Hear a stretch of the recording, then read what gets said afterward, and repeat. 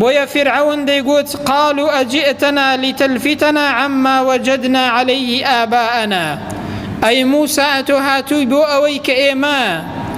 ئەوەی کە ئێمە باو باپیرانمان لەسەری بووە کە بریتی بووە لە بتپەرستی و شیرک و کوفر بۆ ئەوە هاتووی کە لامان دەیلەوە واتە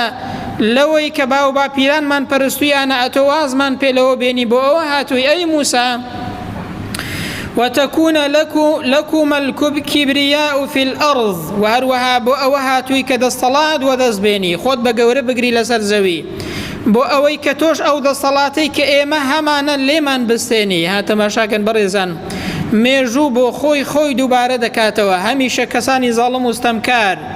ئەوە دەدەنە پاڵ نارەکانیان دەڵێن کاکە ئەوانەش هەر مەبەستیان گەورەیی و مەبەستیان دەسەڵاتە ئەوە فرعون لە وەختی خۆیدا گوتوویەتی وتكون لكم الكبرياء في الأرض وما نحن لكما بمؤمنين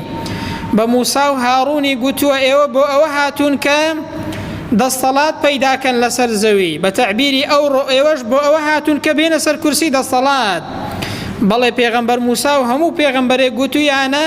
نابێ ئینسانێکی زاڵم و ستەمکار و بێدین بە کەیفی خۆی لە خەڵک کاتە پەرسترا و حەڵاڵ و حەرام بۆ خەڵک دانێ پێغەمبەران گوتویانە پێویستە شەریعەتی خوای پەروەردگار سەروەر و بەرنامەی خەڵک بێت چونکە هەر ئەوە لە بەرژەوەندی دنیا و قیامەتی ئینساندایە ئەوە پیشە و سیفەتی هەموو ئینسانێکی زاڵم و ستەمکارە برم ئەوە فرعون لە وەختی خۆیدا گوتوویەتی